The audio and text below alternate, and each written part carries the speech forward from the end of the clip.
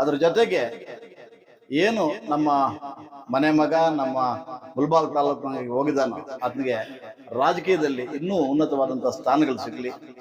ಈಗ ಏನು ಸಹಕಾರ ರತ್ನ ಕೊಟ್ಟಿದ್ದಾರೋ ಅದೇ ರೀತಿಯಾಗಿ ಸಹಕಾರ ಮಂತ್ರಿ ಆಗುವಂತ ಒಂದು ಅವಕಾಶ ಆತನ ದೇವರು ಕಲ್ಪಿಸಿದೆ.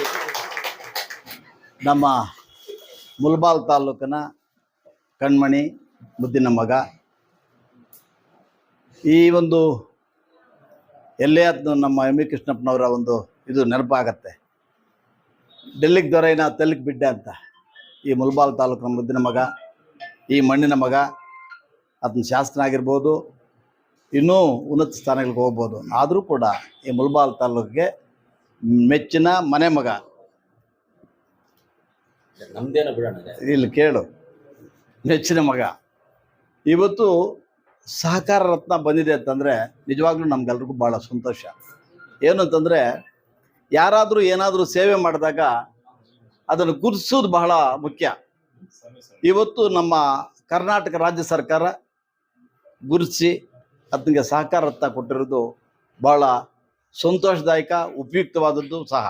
ಯಾಕಂತಂದರೆ ಇಂಥವ್ರು ಕೊಟ್ಟಾಗ ಅವ್ರಿಗೇನಾಗುತ್ತೆ, ಇನ್ನು ಸ್ವಲ್ಪ ಆನೆ ಬಲ ಬಂದಾಗ ಬರುತ್ತೆ, ನಾನೇನೋ ಮಾಡೋದಕ್ಕೆ ಸರ್ಕಾರ ಗುರುತಿಸಿದೆ ಅಂತೇಳಿ ಇನ್ನೂ ಹೆಚ್ಚಿನ ಸೇವೆ ಕೊಡೋಕ್ಕೆ ಅವಕಾಶ ಆಗುತ್ತೆ ಅಂತ ಒಂದು ಇದಿದೆ. ಈಗ ನೆನ್ನೆ ತಾನೇ ನಮ್ಮ 2023ರ ಕಾಂಗ್ರೆಸ್ ಪಕ್ಷದ ಅಭ್ಯರ್ಥಿ ಆದಂಥ ಆದಿನಾರಾಯಣ ಅವ್ರ ನನ್ನ ಹತ್ರ ಮಾತಾಡಿದ್ರು.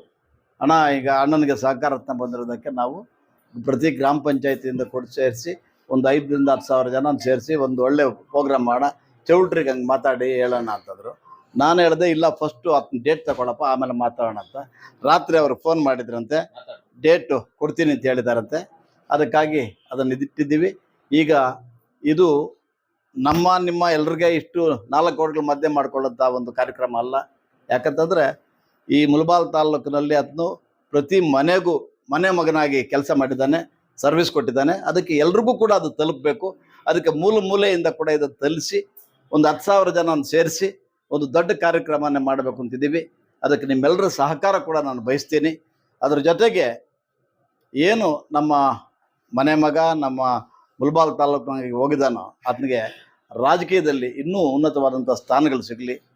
ಈಗ ಏನು ಸಹಕಾರ ರತ್ನ ಕೊಟ್ಟಿದ್ದಾರೋ ಅದೇ ರೀತಿಯಾಗಿ ಸಹಕಾರ ಮಂತ್ರಿ ಆಗುವಂಥ ಒಂದು ಅವಕಾಶ ಆತನ ದೇವರು ಕಲ್ಪಿಸಿದೆ. ಎಲ್ಲರ ಆಶೀರ್ವಾದ ಆತನಿಗಿದೆ. ಆ ಆಶೀರ್ವಾದನೇ ದೇವ್ರ ಆತನ ಇನ್ನೂ ಒಳ್ಳೆ ಉನ್ನತ ಸ್ಥಾನಕ್ಕೆ ಕೊಂಡೊಯ್ತಾನೆ ಅಂತ ನನಗೆ ಆತ್ಮವಿಶ್ವಾಸ ಇದೆ. ಮುಂದಿನ ದಿನಗಳಲ್ಲಿ ಉತ್ತಮವಾದಂಥ ಭವಿಷ್ಯ ಇದೆ.